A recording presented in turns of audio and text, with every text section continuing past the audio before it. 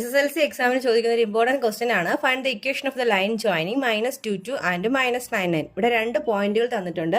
ഞാൻ അതിനെ A-22 എന്നും B -99 എന്നും എടുക്കുന്നു. അപ്പോൾ ആദ്യം നമുക്ക് equation of the line joining കാണണമെങ്കിൽ ആദ്യം സ്ലോപ്പ് കാണണം. സ്ലോപ്പ് കണ്ടുപിടിക്കാനുള്ള ഫോർമുല എന്താ? Slope M = y2 - y1 divided by x2 - x1 എന്നതാണ് സ്ലോപ്പിന്റെ ഫോർമുല.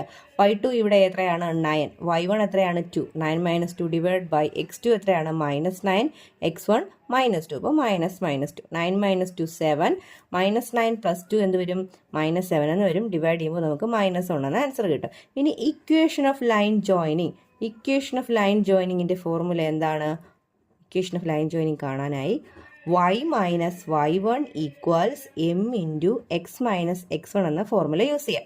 ഇവിടെ y1ഉം x1ഉം ആയിട്ട് നമുക്ക് 2 പോയിന്റുകൾ തന്നിട്ടുണ്ടല്ലോ. ഈ 2 പോയിന്റിൽ ഏത് വേണമെങ്കിലും x1ഉം y1ഉം ആയിട്ട് എടുക്കാം. ഇത് വേണമെങ്കിലും എടുക്കാം, ഇത് വേണമെങ്കിലും എടുക്കാം. അപ്പോൾ ഞാൻ ആദ്യം തന്നിരിക്കുന്ന പോയിന്റ് തന്നെയാണ് y1 ആയിട്ട് എടുക്കുന്നത്. 2 എന്ന് എടുത്തു കഴിഞ്ഞു.